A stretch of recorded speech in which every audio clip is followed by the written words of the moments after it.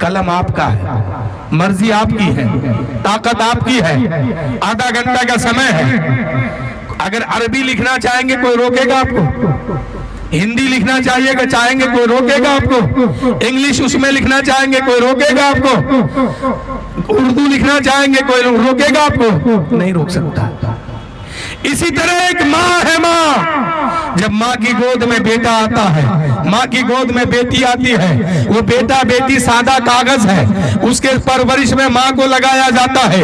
अब ये माँ जिस तरह चाहे इस बच्चे को ढाल दे, अगर माँ चाहेगी तो इस बच्चे को नेक बना देगी, और माँ चाहेगी तो इस बच्चे को बदकार बना देगी। एक अच्छी माँ की तलाश है आज, इसलिए कि अपनी ख्वाहिश के मुताबिक आप शादी कीजिएगा, बीवी तो मिल जाएगी लेकिन आपके बच्चों को एक अच्छी माँ नहीं मिल पाएगी। इसलिए सुन्नत मुस्तफा पर अमल कीजिए और दीनदारी को उठा के लाइए। सौम और सलात की पाबंद करने वाली को लेके आइए। जब आप कुरान की तिलावत करने वाली को बहू बनाइएगा, नमाज पढ़ने वाली को आप अपने घर की बहू बनाइएगा। ये आपके घर में बहू बन के आएगी, नमाज पढ़ेगी, कुछ दिन बाद बच्चा पैदा होगा, नस्ल जारी होंगे।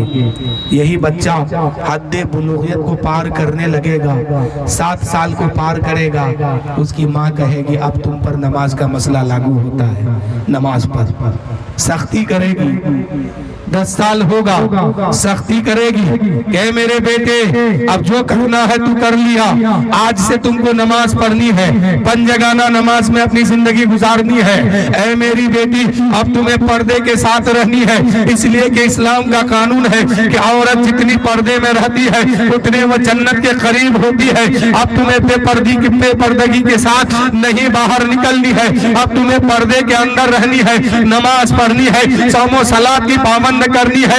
एक माँ जब ये तालीम बच्चे को देती है तो इंशाअल्लाह उसकी बेटी कभी जवान होकर के भागती नहीं है घर से, उसका बेटा कभी जवान होकर गैरों के साथ भाग के शादी नहीं करता है। आज लोग जो एक मुसलमान का बेटा गैरों से शादी कर रहा है, मुसलमान की बेटी गैरों से भाग रही है, अहम किरदार उसकी माँ की है। माँ की किरदार ठीक नहीं है, माँ का चाल चलन ठीक नहीं है, इसलिए बेटी भाग रही है गैरों के साथ, बेटा भाग रहा है गैरों के साथ। वो जो गोरा कागज उसके गोद में दिया गया था, उसको जो उसने दूध पिलाई थी साल भर, उसने उसकी परवरिश सही से नहीं की है। यही वजह है कि बेटी किसी और के साथ भाग जाती है, शादी सुन्नत के मुताबिक नहीं हो पाती है। इसलिए मेरे भाइयों अपनी ख्वाहिश के लिए शादी मत करो, अपनी नस्ल के लिए एक अच्छी माँ देने के लिए उससे शादी करो, ताकि एक अच्छी माँ घर में आएगी, आपकी बेटी और बेटा की सही तरीके से परवरिश होगी। एक अंग्रेज ने कहा था कि तुम एक अच्छी माँ दे दो, एक अच्छा मुआशरा हम तुम्हें दे देंगे।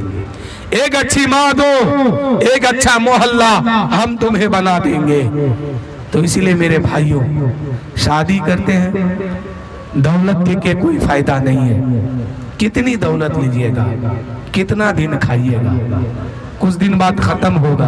जितना दिन खाइएगा, जितना यूज कीजिएगा, गुनाह अलगे बढ़ते जाएगा आपका, हर दिन का अलग अलग बढ़ेगा।